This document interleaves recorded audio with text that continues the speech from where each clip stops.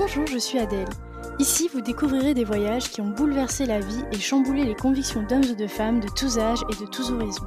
Chaque semaine, je reçois un invité qui me raconte en quoi un pays a transformé sa vision du monde ou l'a poussé à quitter un mode de vie qui ne lui correspondait plus.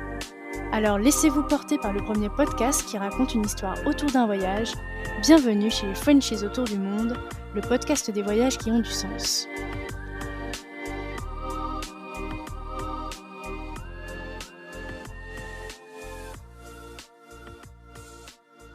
Si vous voulez suivre les coulisses du podcast et être informé des dernières nouveautés, n'hésitez pas à vous abonner au compte Instagram et au compte Facebook Frenchies autour du monde.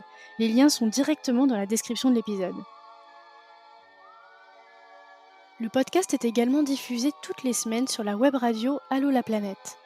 Je vous souhaite une belle découverte sur allolaplanète.fr. Hello Amélie. Bonjour. Bienvenue dans le podcast. Merci. Je suis super contente de t'accueillir aujourd'hui parce qu'on va parler de la Thaïlande. Ça fait longtemps qu'on n'en a pas parlé dans le podcast. Et puis, on va parler d'un beau projet de vie quand même. Et c'est une des premières fois d'ailleurs qu'on va parler d'un projet de vie où on a vraiment envie de partir s'installer quelque part. Donc, je suis ravie de faire ça avec toi aujourd'hui. Je suis ravie aussi, merci beaucoup. Je vais commencer par te demander de te présenter pour les auditeurs. Donc, nous donner ton prénom, ton âge, où est-ce que tu vivais en France, et puis nous dire en 2-3 mots ce que tu fais dans la vie. Ok, donc moi je m'appelle Amélie, j'ai bientôt 41 ans, je suis mariée, j'ai 2 enfants, donc Vincent qui a 14 ans et Alice qui a 11 ans et demi. Et nous vivions tous à Montpellier, donc voilà la ville au sud de la France. On a vécu 10 ans à Montpellier et avant ça on vivait en région parisienne. Et moi, au niveau de mes activités, je suis rédactrice web et je suis également blogueuse et sur Instagram, sur le compte Amélie in Thailand, voilà, où je partage ma petite vie. Et toi, d'où est-ce que te vient ta passion pour le voyage ? Est-ce que c'est plutôt arrivé dans l'enfance, plus tard ? Comment c'est venu tout ça ? Alors non, moi, dans mon enfance, avec mes parents, on partait plutôt au camping 3 semaines par an et au ski l'hiver. On était vraiment en France. Oui, basique, classique. Ouais. Voilà, très classique. Et puis, j'ai toujours eu envie un petit peu du côté palmier, les eaux translucides, le sable blanc. Ça me faisait envie, ça m'a toujours fait envie, mais j'ai jamais eu l'occasion de réaliser tout ça. Et puis j'ai rencontré Chris, donc mon mari, quand j'avais 20 ans, et il partageait ses envies aussi. En fait, on a eu un peu le même parcours, pareil, il restait en France en vacances, etc. Et donc c'est tous les deux qu'on a réalisé ce projet très rapidement. On est parti en République dominicaine. À l'époque, ça coûtait vraiment pas cher et c'était assez accessible. Donc on est parti, moi j'avais 23 ans et lui 25. On s'est régalé, on a adoré. Alors on a complètement changé maintenant nos manières de voyager, puisqu'avant c'était vraiment farniente, voilà, on restait à l'hôtel, on profitait des beaux paysages. Et c'est comme ça que ça a commencé, voilà, pour les voyages. Et toi, quel type de voyageuse tu es quand tu pars ? Jusqu'à notre expatriation, j'étais une voyageuse qui me laissait un petit peu porter, c'est-à-dire que souvent on prenait des packs un peu tout compris. On avait le séjour qui était tout inclus et on savait exactement ce qui allait se passer, on se laissait porter. On avait des vies à 100 à l'heure qui nous permettaient pas de faire autrement, puis on n'avait pas spécialement envie, ça nous plaisait bien de faire comme ça. Jusqu'à ce que mon mari découvre la Thaïlande et qu'il décide de m'emmener en Thaïlande. Et là, effectivement, on a réservé juste l'avion et l'hôtel. Il a loué un scoot sur place et on a vadrouillé tout seul. Et ça nous a beaucoup plu, on a adoré. Et c'est vrai que maintenant, on fonctionne exclusivement comme ça. On est vraiment libre et autonome quand on voyage. On prend les billets d'avion, la chambre d'hôtel et puis après, on fait du sur-mesure.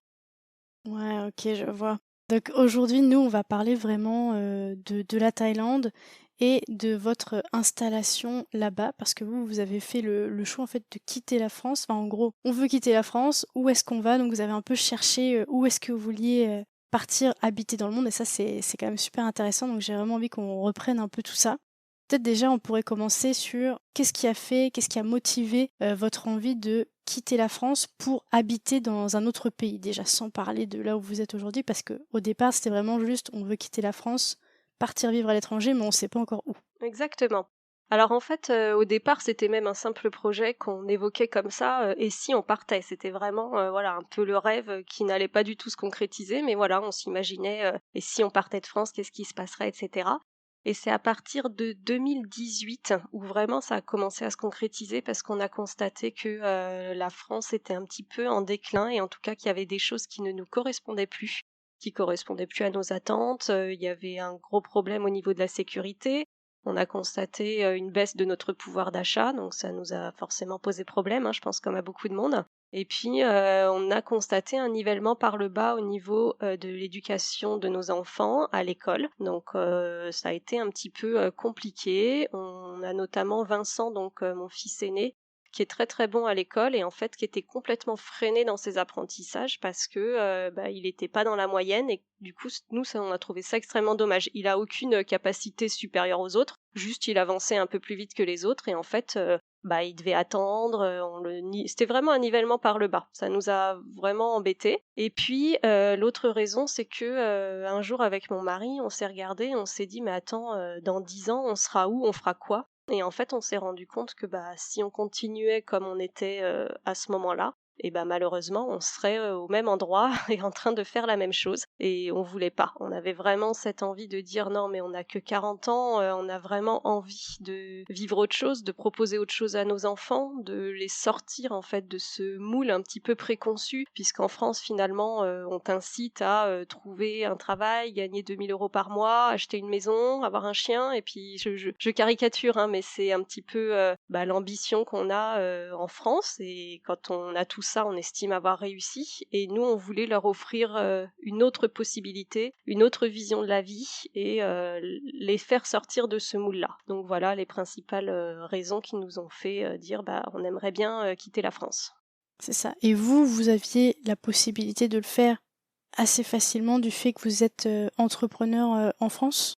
Alors nous, on avait, nos entreprises en France. Moi, je travaillais, déjà, à distance en télétravail puisque je suis rédactrice, donc moi j'écris des textes pour les autres. Donc voilà. Je travaillais déjà de chez moi en fait, hein, donc ça n'a absolument rien changé. Bon, mon mari avait une situation un petit peu, différente. Il a fallu mettre tout en ordre pour pouvoir envisager, un départ et finalement, contre toute attente c'est le covid qui nous aura, un petit peu, entre guillemets «aidés» puisque mon mari était notamment dans l'événementiel et que, ça a mis un coup d'arrêt à l'événementiel cette histoire de covid et ça l'a obligé à se reconvertir et finalement c'est aussi ce qui nous a, permis de concrétiser ce projet.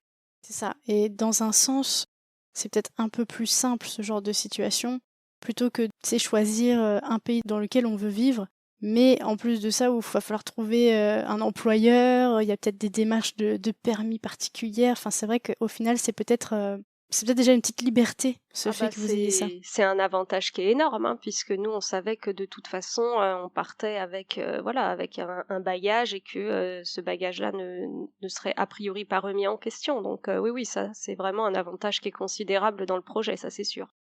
Et alors, comment est-ce que vous, ciblez les pays, vos critères? Comment est-ce que vous faites cette recherche? Parce que vous dites: «OK, allez, on a réfléchi pendant longtemps, on a envie de se lancer maintenant, c'est peut-être bien le moment, 2018». Comment ça se passe?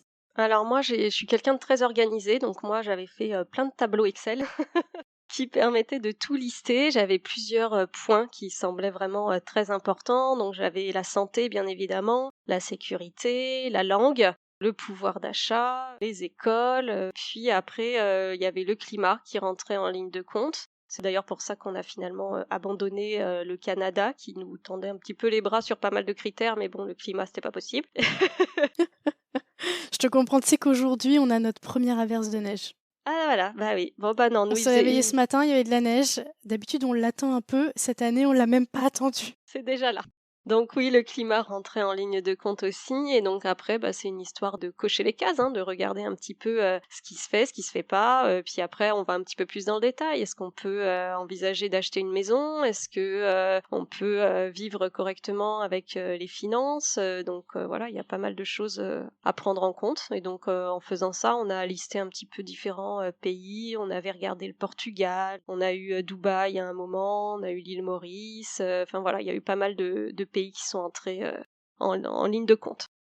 Et je me demandais, est-ce que donc, par rapport au pays que vous avez choisi, c'était vraiment que du chaud, en fait? Vous vouliez pas du tout, moi je veux dire un climat un peu comme il y a en France, tu sais, un hiver, un été? C'était plus vraiment, vous cherchiez l'été quand même. Ouais, nous on cherchait vraiment la chaleur. Moi, je suis quelqu'un qui résiste très mal au froid. Je suis très malheureuse quand il fait froid. Je détestais l'hiver en France et par contre, les grosses chaleurs ne me dérangent pas. Je résiste très bien à la chaleur. Je sais pas, ça me plaît, ça me convient bien. Donc ouais, on cherchait un climat plutôt sympa en termes d'ensoleillement et c'est vrai qu'on s'est dirigé sur des pays qui avaient un climat quand même ensoleillé.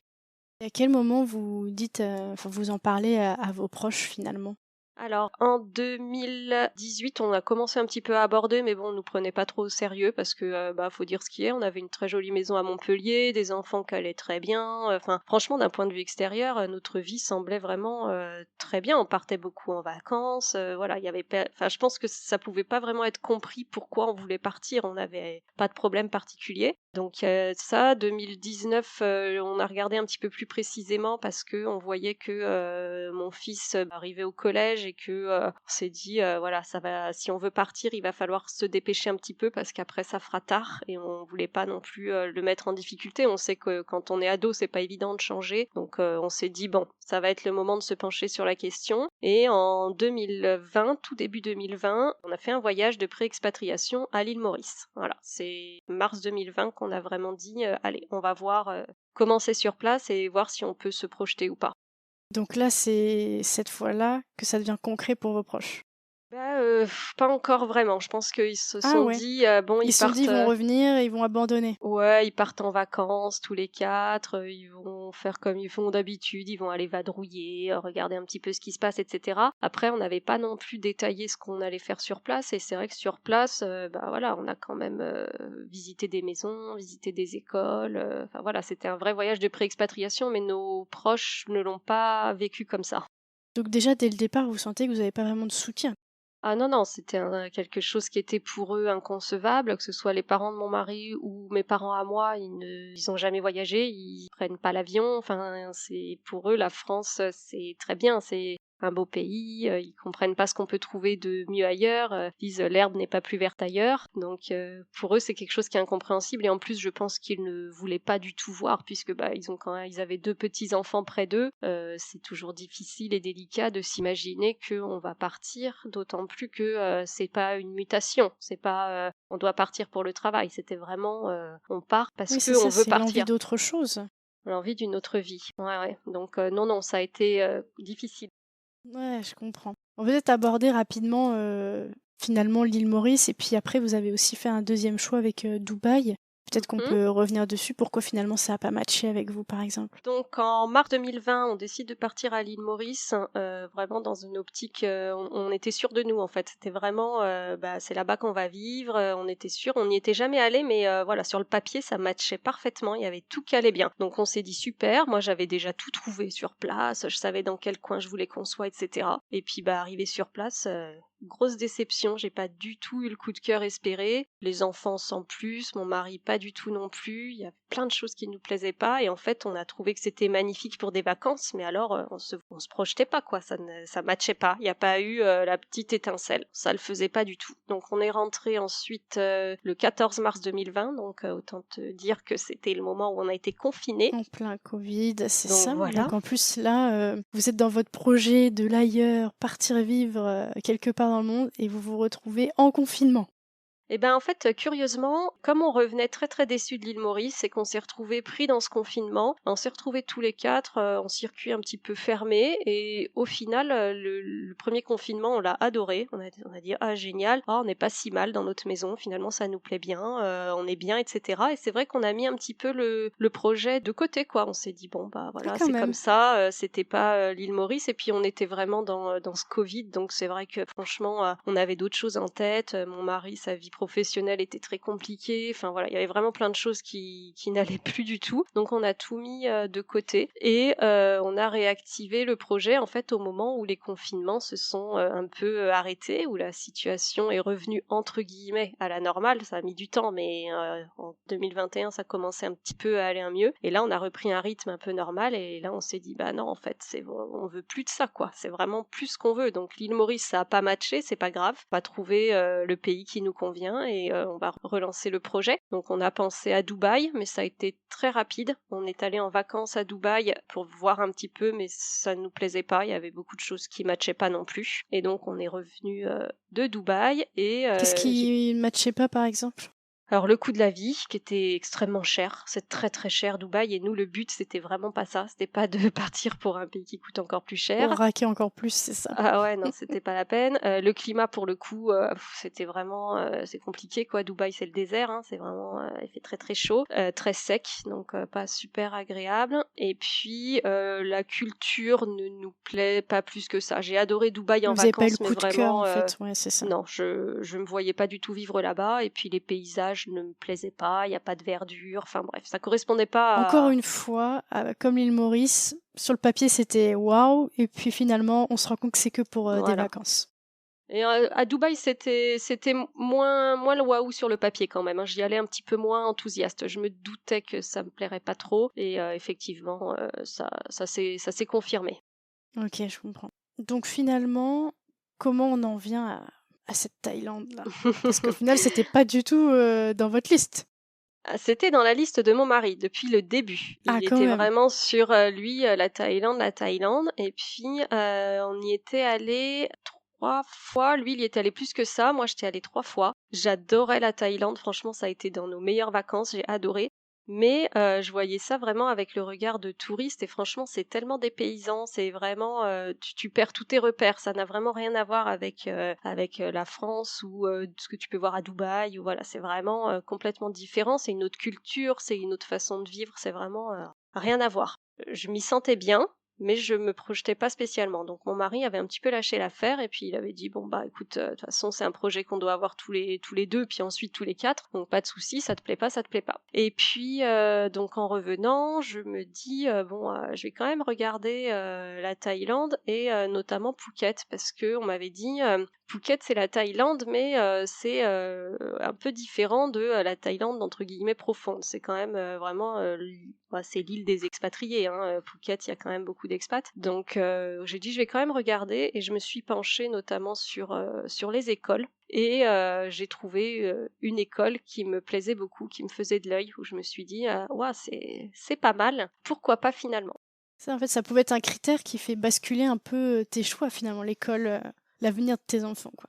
Bah, en tant que maman et en tant que parent, hein, je pense qu'on est tous pareils et que, l'objectif c'est, que nos enfants se sentent bien et trouver le meilleur compromis possible pour, voilà, il y avait pas que nous dans cette aventure. C'est différent quand on part en couple et quand on part en famille et sachant qu'on partait avec, ben, comme je te disais, un adolescent et une petite fille en préadolescence donc voilà, on savait qu'il fallait trouver quelque chose qui leur plaise aussi et où ils pourraient se sentir éventuellement bien et on sait que l'école, bah, c'est un critère qui est important pour eux, hein, ils adorent aller à l'école, c'est important qu'ils s'y sentent bien. Donc voilà, j'ai vu cette école qui m'a plu et du coup, j'ai commencé à remplir mon petit tableau Excel.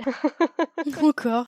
Et comment est-ce que tu fais, participer entre guillemets tes enfants pour qu'ils se sentent vraiment concernés par le projet? Parce que c'est aussi ça, la chose quoi, j'ai pas envie de dire le problème, mais c'est quand même un point important quoi, de réussir à les C'est intégrer hyper important. complètement au projet.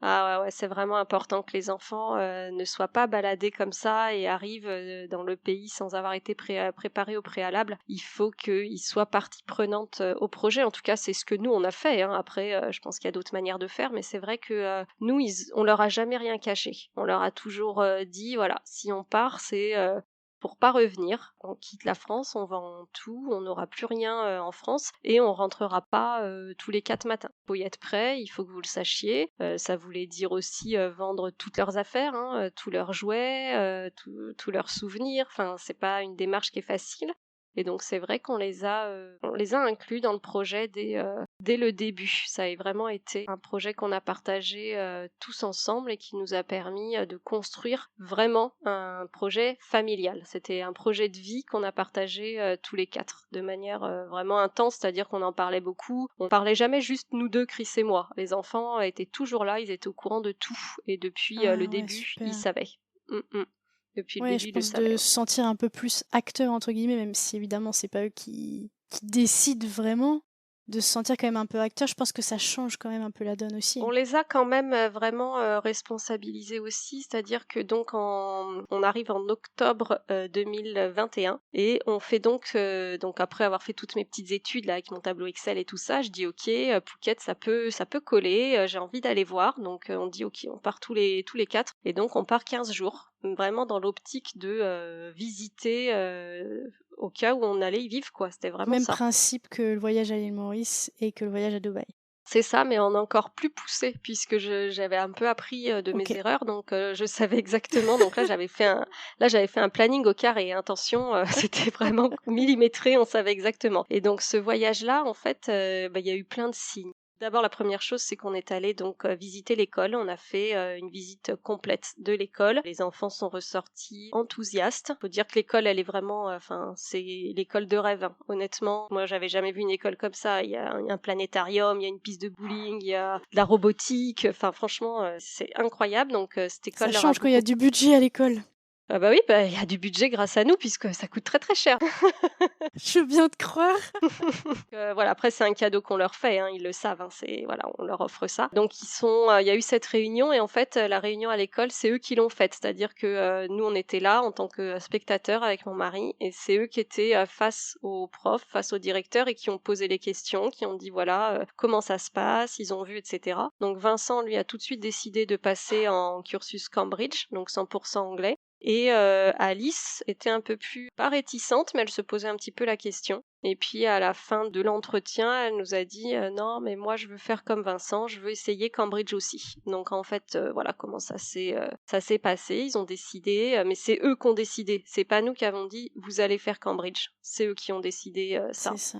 Tu peux peut-être expliquer rapidement Cambridge, ce que c'est pour Alors les Cambridge, auditeurs? c'est un cursus, international, donc britannique international, qui permet, d'obtenir un bac international. Alors en fait, ça passe, vraiment, ça n'a rien à voir avec le cursus français, c'est vraiment totalement différent, rien que dans les manières de compter les années et cetera, voilà et puis, c'est un niveau qui est, très nettement supérieur au niveau français. Je donne un exemple, là, Vincent qui est, en équivalent troisième, les mathématiques, c'est l'équivalent première en France. Voilà, donc il y a à peu près 2 ans d'écart, sachant que c'est tout en anglais et sachant que, Cambridge, eux, c'est vraiment, un système, d'ouverture, au monde sur beaucoup, beaucoup plus de matières. Donc, il y a de l'astronomie, il y a de la robotique, il y a, du théâtre, il y a vraiment énormément de matières. Donc c'est difficile, hein, c'est franchement, faut s'accrocher, c'est très difficile, mais voilà, en s'accrochant, on y arrive. La preuve, aujourd'hui, hein, les 2, ils y arrivent très bien. Ils sont des copains,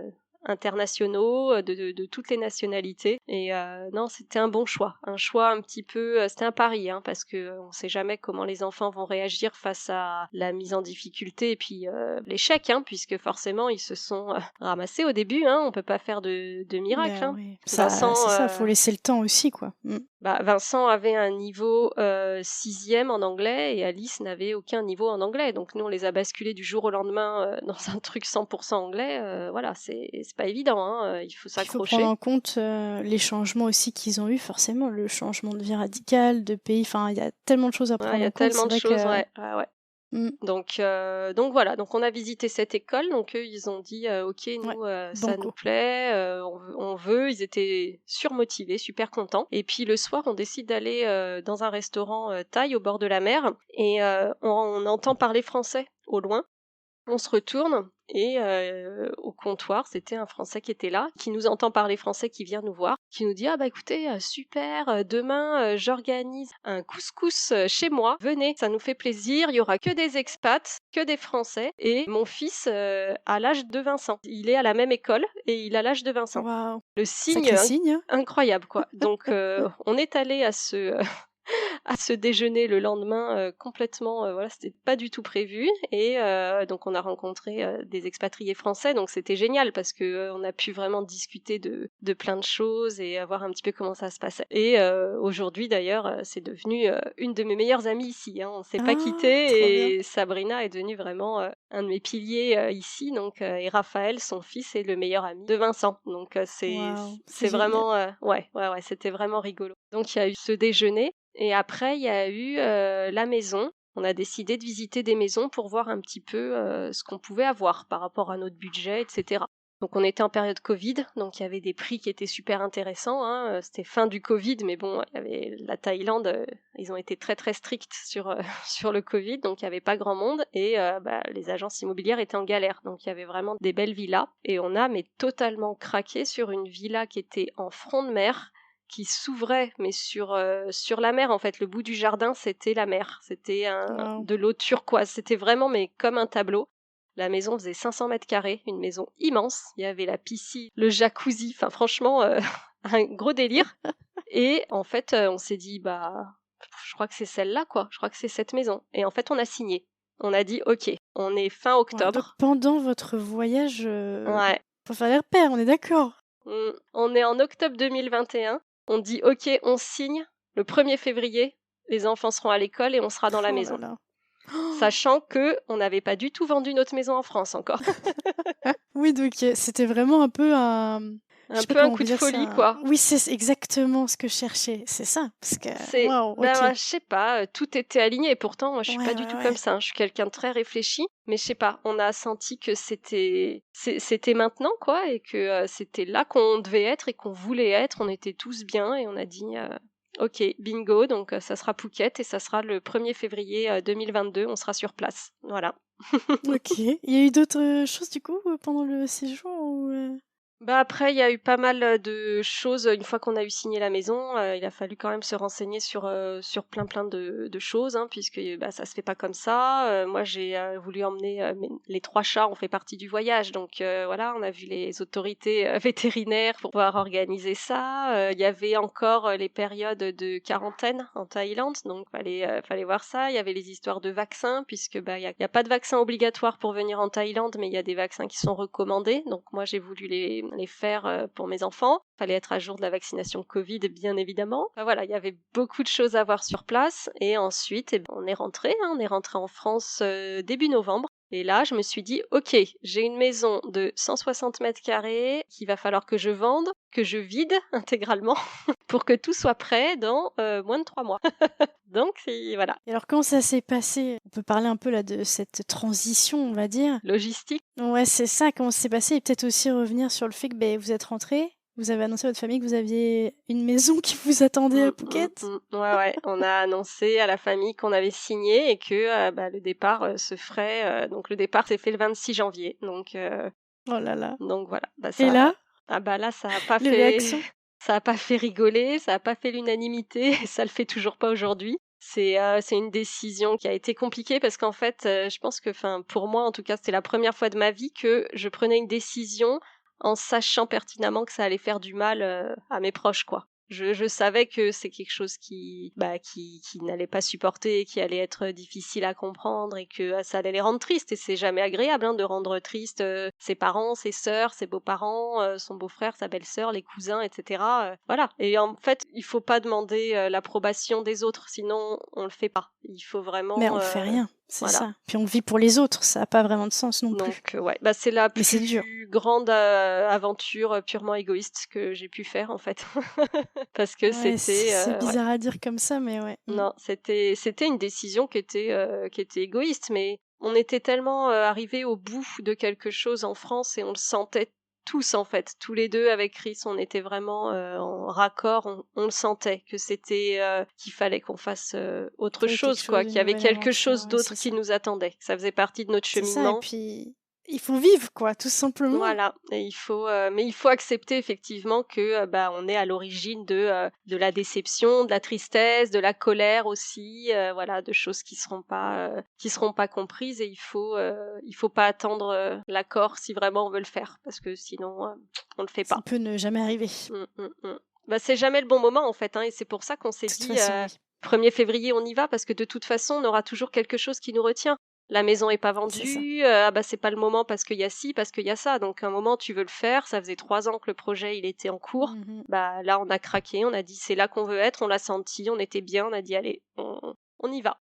C'est ce qu'on dit souvent avec, les invités du podcast, c'est qu'en fait, on peut toujours trouver des milliers de raisons de pas partir, de pas le faire. Tout tout à Donc fait. là, au moins, vous vous êtes pas laissé le choix. Enfin, au moins, vous vous êtes dit stop, quoi, ça suffit. Bah, et puis après, on s'est Voilà, dit qu'on maintenant allait. février, on y est. Voilà, puis après on s'est dit qu'on allait passer à côté aussi. Vincent était en milieu de cinquième, donc c'est difficile après aussi de. Voilà, il faut que ça soit accepté par les enfants, donc c'est pas facile parce que les enfants font partie du projet. Sans l'accord des enfants, c'est impossible que le projet se réalise correctement. Je le vois Oui, bien ici, il sûr. y a des expats dont les enfants le vivent très très mal l'expatriation. Bah c'est terrible quoi, parce que ça remet tout en cause et puis voir ses enfants malheureux, il y a rien de pire. Donc voilà, Mhm. on savait que c'était le bon moment. Donc là, après, par contre, il a fallu accélérer un petit peu. Mais vous faites le choix donc donc déjà vendre votre maison, mais surtout de rien garder, laisser stocker en France, quoi. Non, rien du tout. En fait, on a pris la compagnie aérienne Qatar Airways qui offre 30 kilos de bagages par personne. C'était en partie pour cette raison et en partie pour les chats qu'on a pris cette compagnie aérienne. Et donc, on savait qu'on avait 30 kilos chacun. Voilà. Donc, en fait, ce que j'ai fait, c'est que j'ai dit aux enfants, alors, on prend aucun vêtement, on prend rien du tout. On s'encombre pas de vêtements, on achètera sur place. Voilà. Il y a rien à acheter. L'école, c'est des uniformes, donc vous prenez pas la tête. Aucun vêtement et vous remplissez votre valise comme vous voulez. Vous prenez ce que vous voulez. C'est pas utile, c'est des choses que moi j'aurais pas prises. Je m'en fiche, vous prenez ce que vous voulez. Bah Alice, elle a pris des Barbie, des Playmobil, des peluches, voilà. Vincent, il a pris ses BD d'Astérix. Enfin voilà, ils ont fait leur valise. Le tout, c'était qu'il y ait 30 kilos et que ça tienne. Donc ils ont pris ce qu'ils voulaient. Vraiment, j'ai pas été regardante du tout sur ce qu'il y avait dans les bagages. Moi, de mon côté, j'ai pris principalement des objets de déco parce que je savais que j'aurais besoin de me sentir chez moi et de retrouver un petit peu des points de repère. Donc j'ai retrouvé, voilà, j'ai pris des photos, j'ai pris des choses comme ça. Et tout le reste, on a tout vendu. Donc ça a été une grosse galère. Honnêtement, si je peux vous donner un conseil, n'accumulez pas trop parce que franchement, tout vendre, franchement, c'est mon plus mauvais souvenir de toute cette expatriation. Ça a été horrible, j'en voyais pas le bout. Franchement, c'était un enfer. Mais bon, j'ai réussi, hein, j'ai T'as réussi. réussi à tout vendre. Et donc, mais peut-être qu'on peut parler de votre arrivée donc en février. Alors juste, je rajoute un petit Oui, quelque chose bien par sûr, rapport bien aux sûr. enfants, parce que vendre les affaires, c'est très difficile pour des enfants, c'est pas facile, ils sont quand même très attachés au matériel. Et donc en fait, on avait mis en place un petit jeu, et je pense que ça peut aider certains qui veulent s'expatrier. Ouais, carrément. Donc en fait, moi j'avais mis en place que tout ce qu'ils vendaient sur place, tout ce qu'ils vendaient, toutes leurs affaires, ils constituaient une cagnotte avec l'argent était pour eux. Donc ils ont accumulé, en fait, ça les a amusés, ils se sont pris un petit peu au jeu, etc. Et j'avais convenu que cette cagnotte, ils pourraient en faire ce qu'ils voulaient, qu'ils pourraient acheter à Phuket ce qu'ils voulaient, qu'on irait au shopping center, qu'ils auraient leur cagnotte et que je regarderai pas, ils prendront ce qu'ils veulent. Alors ça les a vachement motivés en fait parce que cette Tu journée m'étonnes. de shopping en disant oh, je vais aller au magasin de jouets, je vais m'acheter ce que je veux avec mon argent et en fait ça a été une des clés qui les a motivés et qui a fait qu'ils étaient pas tristes en fait de vendre leurs affaires. Je les ai motivés par ça. Voilà. Et c'était une idée qui a été plutôt bonne et qui leur a fait plaisir hein, puisque sur place ils se sont effectivement fait plaisir. On fait comme on peut, C'est hein, ça. voilà. Voilà. Et donc, votre arrivée à Phuket, février, donc c'est bien ce qui s'est passé. Alors le 26 janvier, on est parti de Montpellier en train avec les 120 kilos de bagages, Révérisse. Les les 3 chats. les 3 chats, les Oh, bagages oh, cabine et les oh. sacs à dos en Vous aimez train. le challenge, ok. Voilà. On est arrivé à Charles de Gaulle, on a dormi sur place et il a fallu monter les cages pour l'avion des chats dans la chambre d'hôtel puisque c'était pas les mêmes cages que pour le train puisqu'ils voulaient pas les Ouais. mêmes, c'était pas Vous les le mêmes mettiez normes. en soute, c'est ça? Alors chez Qatar, en fait, il y a une soute animale, ça s'appelle. Donc c'est entre Mhm. les bagages et les êtres humains, quoi. C'est au milieu et il y a quelqu'un Mhm. qui reste avec les animaux tout le temps du trajet. Donc Ça, c'est c'est super. vraiment super. Franchement, la compagnie, j'ai rien à dire. On a eu une escale, moi j'étais terrorisée qu'ils me perdent mes chats. Non, Ah ben ouais. voilà. Ça s'est super bien Même les passé. valises aussi, Ouais, un non, peu j'ai peur, hein. réalisé tout ça. Donc voilà, on a pris l'avion pour Phuket, hein, puis on a posé le pied à Phuket, on est arrivé, on a récupéré tous les bagages, pas de souci, tout était là. Et puis là, je vois donc mes 3 chats dans leur cage, donc je suis trop contente. Et puis bah là, il y a un agent vétérinaire qui vient me dire que la France a fait une erreur sur les papiers de 2 chats sur 3 qui se sont trompés Oh sur non. le numéro de puce. Bah, du coup, ça va pas être possible de prendre 2 chats sur 3. Donc, je me suis effondré parce qu'après 17 heures de voyage et tout le stress, franchement. C'est ça. Et puis bon, ça s'est bien fini. On a réussi à récupérer les 3 chats et on a pu sortir de l'aéroport avec tout le monde.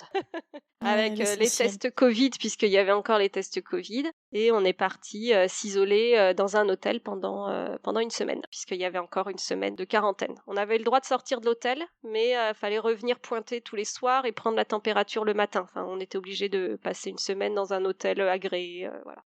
Donc voilà, on est arrivé le 27 janvier, on était à Phuket et on était super heureux et moi super soulagée d'avoir réussi quoi, parce que c'était vraiment un challenge énorme et on avait réussi. C'est ça.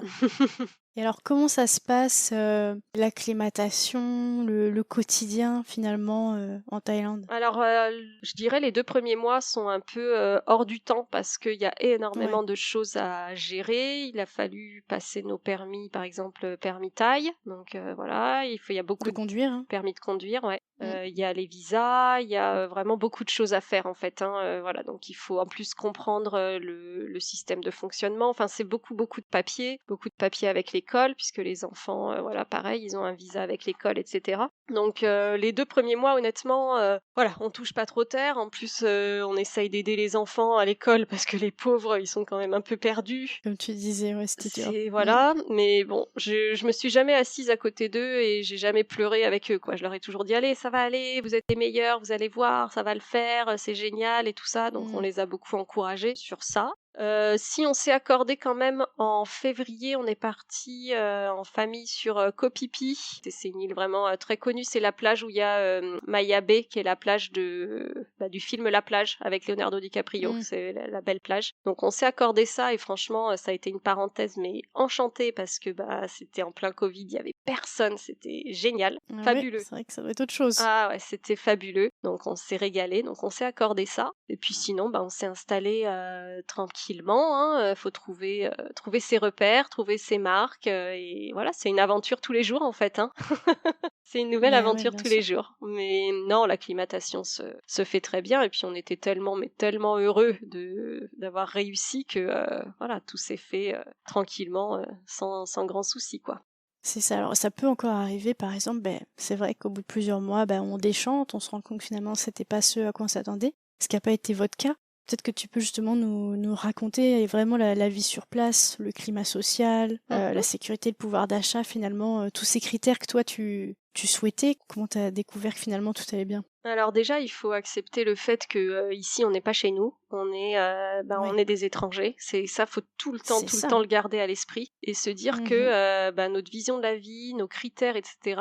Sont français ou européens, mais que c'est pas leur manière de vivre. Donc c'est à nous de nous adapter. C'est pas eux qui doivent s'adapter à ce qu'on veut ou à ce qu'on connaît. Donc ça, c'est vraiment un point qui est hyper important. Donc moi, je suis encore aujourd'hui beaucoup dans l'observation. J'ai très rapidement commencé à prendre des cours de thaï parce que je voulais baragouiner le thaï parce que je trouvais ça important et que bon, Ben oui, c'est ça. c'est toujours pas gagné, hein, mais C'est ça, mais oui, mais bon, t'arrives dans un autre pays que le tien, tu joues le jeu quand même jusqu'au bout et c'est ça je qui est chouette, hein. continue mon apprentissage du Mmh. thaï et puis voilà, le code de la route, les lois sur place. Il y a des choses, par exemple, ici, on klaxonne pas. Les gens, ils détestent le klaxon, c'est vraiment très mal vu. Il y a que les touristes et les expats qui klaxonnent, donc ça ne se fait Vous êtes pas. repéré direct. Enfin, voilà, il y a plein de petites choses comme ça, auxquelles, il faut s'habituer, il faut comprendre et moi je suis très curieuse de nature donc voilà, j'ai beaucoup observé, beaucoup regardé, je sais qu'il y a plein d'expats par exemple qui vont que dans les supermarchés un petit peu,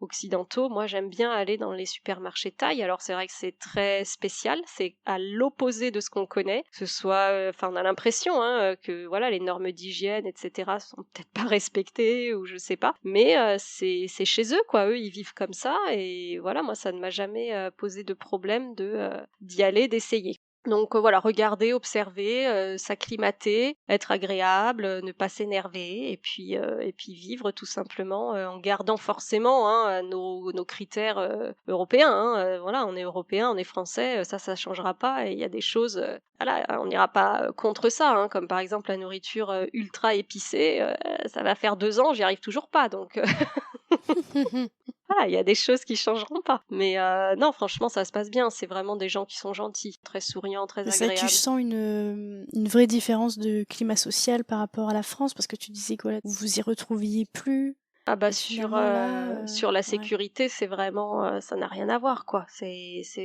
un pays qui est hyper, agréable à vivre au quotidien. Moi mon ado, je le laisse, sans la moindre problématique aller, se promener avec ses copains, sans avoir peur quoi. C'est vraiment, voilà, il y a pas beaucoup de faits divers ici, hein, ça reste un pays qui est vraiment très calme et au niveau sécurité, il y a pas de problème et même, quand on sort le soir, par exemple, j'étais avec une copine, on est allé à Patong, donc je sais pas si, connaissez Patong, c'est vraiment, la vie nocturne, thaïlandaise avec les boîtes de nuit, les bars live et cetera et elle m'a fait la remarque en me disant: «Mais c'est fou, il y a pas, un regard déplacé quoi, il y a pas, on se fait pas, ennuyer toutes les 5 minutes, on peut s'habiller comme on veut. Ici, il y a une ouverture d'esprit qui est énorme. Il y a des ladyboys, il y a tout ce qu'on veut, voilà, c'est pas un problème. Donc voilà, il y a une ouverture d'esprit qui est très différente. La vie est complètement différente de toute façon, hein, et c'est soit on n'aime pas, hein. C'est une vie, comme ils disent ici, ça baille, donc c'est très tranquille. Faut pas être excité, faut pas être stressé, faut pas être pressé, c'est calme, pays calme. Donc ouais, c'est ça, ça change de la France Ouais, où faut tout faire à 1000 à l'heure, quoi. ouais, exactement. Il y a d'autres choses que tu veux ajouter justement sur votre quotidien, Alors sur le quotidien, ce qu'il faut savoir, c'est que, donc moi j'ai réussi à m'habituer absolument à tout, il y a rien qui me pose problème ici, franchement rien du tout. Il y a une chose qui m'a posé problème, c'est faire les courses. J'y arrivais pas, ça a été très compliqué parce qu'ils ont d'autres habitudes, ils ont, d'autres manières de présenter les produits, ils ont d'autres produits. Si, moi je reste avec, ma crème fraîche, mon gruyère râpé et cetera, ici en fait c'est des produits qui coûtent très cher parce que, eux ils bah ont oui. pas tout ça, ils cuisinent pas avec ça. Donc rapidement je me suis trouvée confrontée à cette problématique-là avec un budget courses qui était énorme parce que, on mangeait même pas spécialement bien, hein, mais pour manger ce qu'on mangeait en France en fait, parce que je savais pas Ouais, faire c'est ça. autrement. Donc je me suis, penchée sur la question et en fait, on a donc, embauché quelqu'un, une Thaï qui est à la maison, qui continue toujours, qui est toujours là, qu'on adore d'ailleurs et qui, travaille à mi-temps à la maison du lundi au vendredi et qui me fait, donc, tout ce qui est, ménage,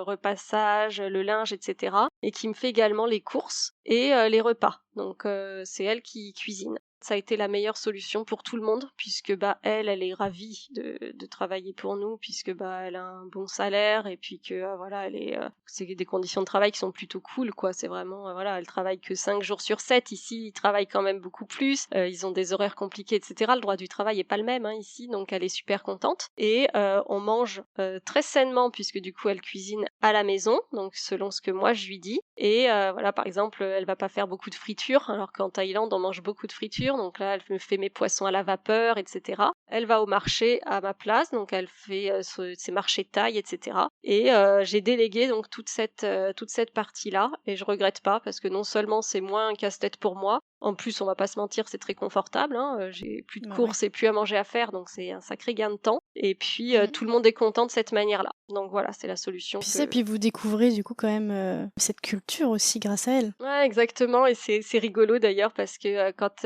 elle a commencé à travailler à la maison, moi j'ai voulu lui acheter du bon, matériel de cuisine. Je me suis dit: «Bah, la pauvre quand même» parce que j'avais rien du tout. Donc je vais, au super magasin là et puis je trouve des poêles et tout ça Tefal. Alors je me dis: «Bah, super quoi, je vais lui prendre ça». Donc je lui prends ça et puis alors, J'ai je peur. lui montre, puis alors elle me regarde, mais l'air de dire: «Mais attends», elle me dit: «Non, non, mais moi c'est pas ça que je veux. Est-ce que je peux acheter ce dont j'ai besoin?» Donc bon, je me dis: «Bah, OK». Elle m'a ramené des espèces de gamelles, mais en métal, un truc, vraiment enfin, un truc, bas de gamme pour moi, quoi. Moi vraiment, Oui, c'est ça que tu aurais osé lui prendre, quoi. ah non, puis moi je cuisine pas là-dedans, des sortes de grandes gamelles, quoi et donc elle cuisine avec ça, mes poêles Tefal sont neuves. Et elle cuisine avec ces trucs, donc c'est rigolo parce qu'ils ont Bah d'autres ouais. habitudes, voilà donc bon elle fait son petit truc et puis, mais c'est super parce que moi je parle un peu thaï avec elle et puis on Mais se ouais. régale quoi. Non, non, c'est chouette. Et est-ce que tu voulais ajouter autre chose sur, toute cette vie-là que vous avez maintenant en Thaïlande? Que nous, le bilan, il est très positif, hein, que ce soit les enfants, qu'on continue bien évidemment à questionner régulièrement. Et le bilan est unanime, ils sont très contents, ils veulent pas rentrer. Et voilà, tous les deux maintenant parlent couramment anglais. Ma bichette, elle parle un petit peu le russe, elle parle un petit peu Ah le ouais, thaï, elle baragouine 2-3 mots de chinois. Enfin, c'est rigolo, quoi. Elle a vraiment... L'année dernière, on a fait son anniversaire et puis il y avait... voilà, c'était vraiment multiculturel, c'était génial. La seule française, c'était elle, et puis après, il y avait ah russe, oui, chinois, voilà, il y avait plein de nationalités. Donc, c'est hyper riche de côtoyer c'est ça. les autres nationalités, c'est vraiment très très riche. Donc, pour eux, le bilan est très très positif. Pour nous, avec Chris, quasiment tous les jours, on se dit, mais la chance qu'on a.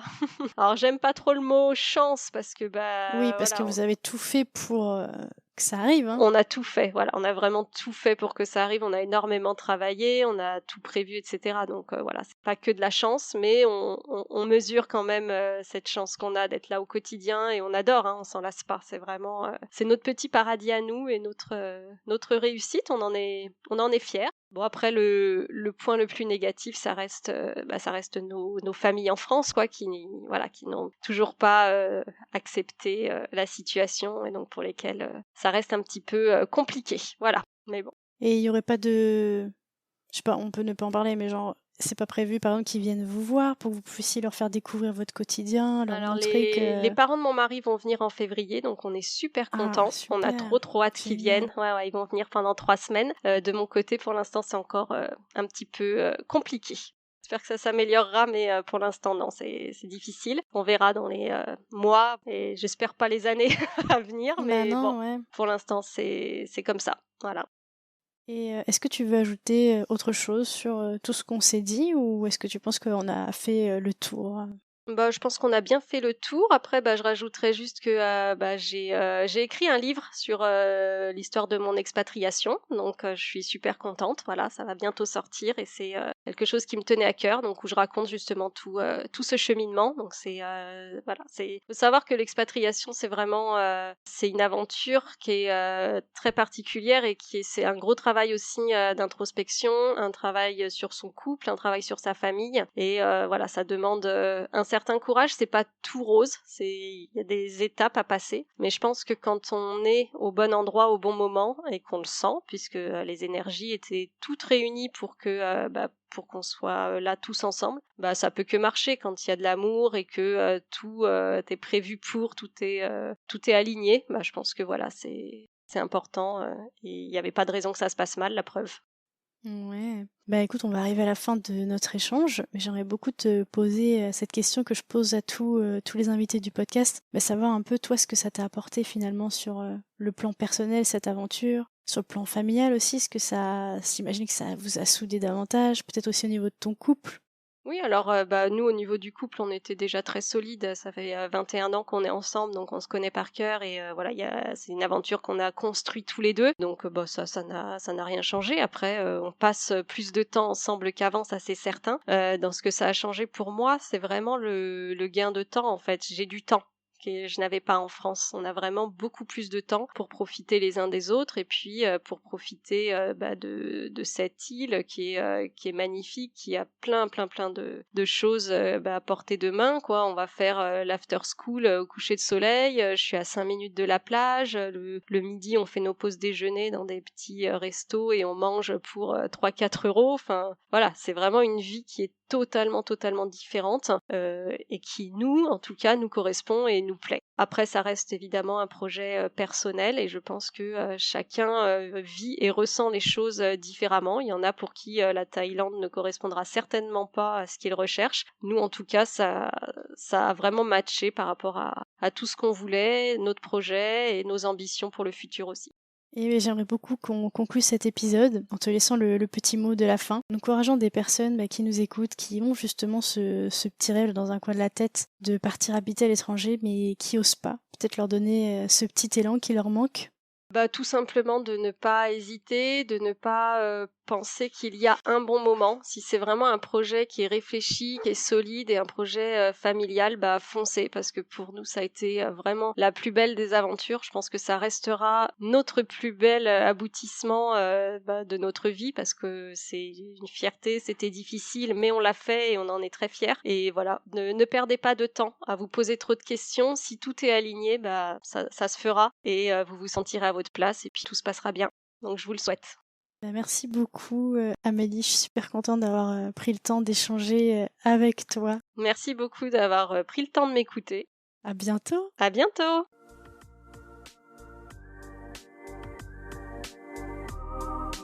C'est la fin de cet épisode, mais j'ai encore besoin de vous.